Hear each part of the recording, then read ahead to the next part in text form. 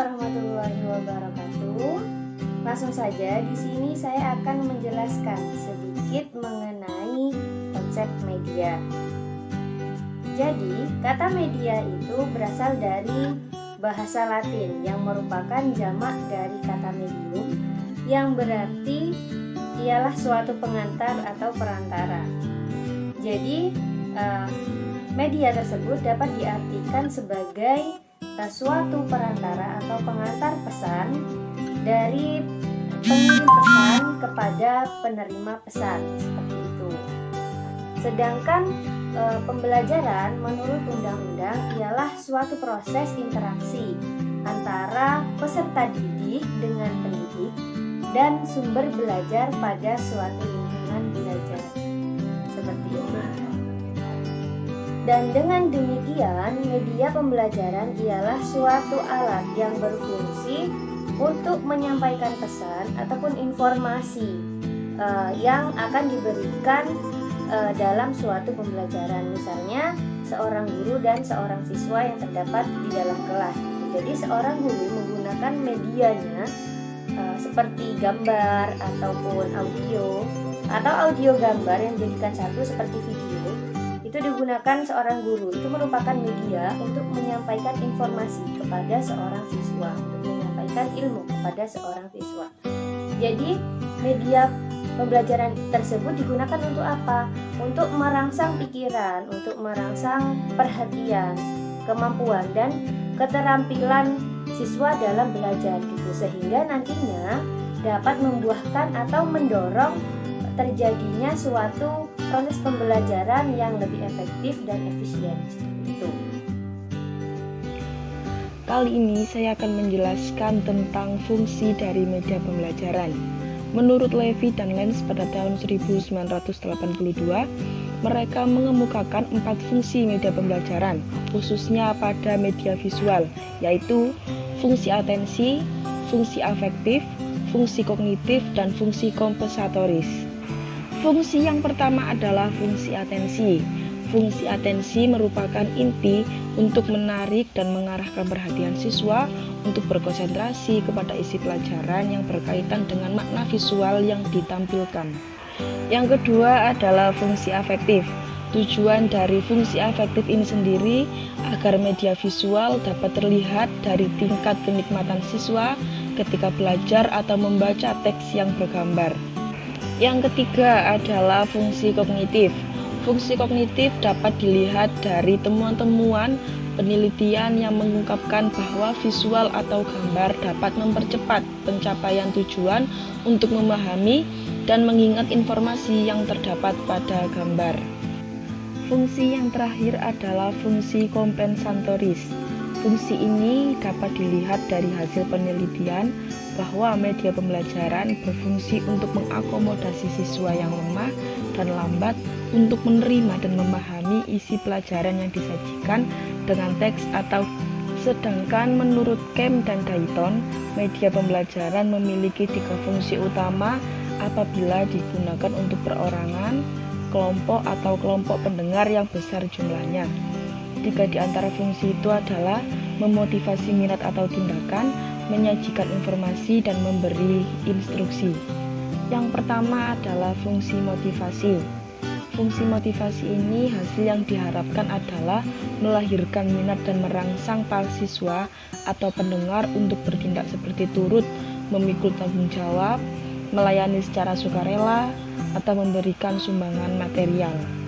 Yang kedua adalah fungsi informasi. Fungsi ini bertujuan untuk media pembelajaran dapat digunakan dalam rangka penyajian informasi di hadapan sekelompok siswa yang isi dan bentuk penyajiannya sangat umum. Fungsi yang terakhir adalah fungsi instruksi. Fungsi ini di mana informasi yang terdapat dalam media itu harus melibatkan siswa, baik dalam benak atau mental maupun dalam bentuk aktivitas yang nyata sehingga pembelajaran dapat terjadi. Prinsip-prinsip pemilihan media pembelajaran.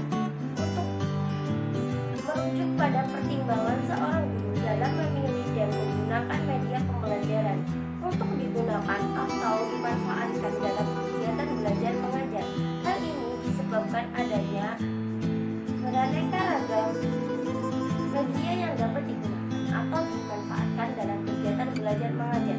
Prinsip-prinsip pemilihan media adalah sebagai berikut. Yang pertama, harus diketahui dengan jelas media itu dipilih untuk tujuan apa. Apa untuk memotivasi siswa, apa untuk menumbuhkan sikap keterampilan di bidang IT, dan masih banyak contoh lainnya. Yang kedua, yaitu pemilihan media harus secara objektif. Jadi, bukan semata-mata berdasarkan atas kesenangan guru atau sekedar sebagai selingan atau hiburan. Pemilihan media itu benar-benar berdasarkan atas pertimbangan untuk meningkatkan efektivitas belajar siswanya.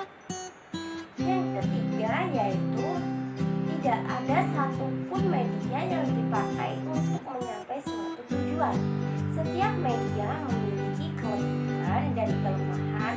Untuk menggunakan media dalam kegiatan belajar mengajar, hendaknya dipilih secara tepat dengan melihat kelebihan untuk mencapai tujuan pengajaran tertentu.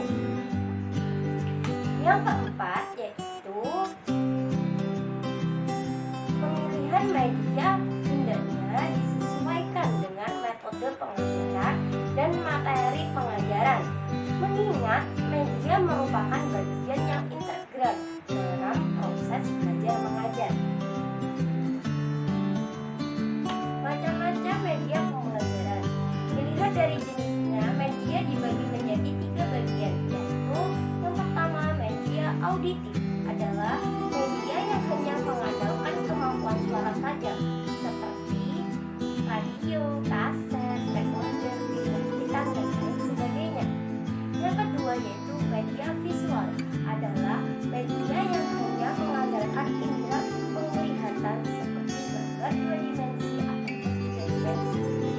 Yang ketiga, yaitu media audiovisual adalah media yang mempunyai unsur suara dan unsur gambar seperti video, film, dan lain tersebut.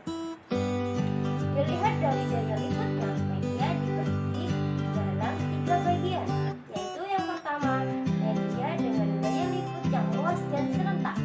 Penggunaan media ini tidak terbatas oleh tempat dan ruang, serta dapat menjangkau jumlah anak didik yang banyak dalam waktu yang sama. Contohnya yaitu radio dan televisi. Media dengan daya liput yang terbatas oleh ruang dan tempat. Media ini dalam penggunaannya membutuhkan ruang dan tempat yang khusus seperti film, sound slide, film rangkai, dan sebagainya, yang harus menggunakan tempat yang tertutup dan gelap. Media untuk pengajaran individu. Media ini penggunaannya hanya untuk seorang diri. Termasuk media ini adalah modul, program, dan pengajaran melalui komputer. Dilihat dari bahan pembuatannya. Media sederhana.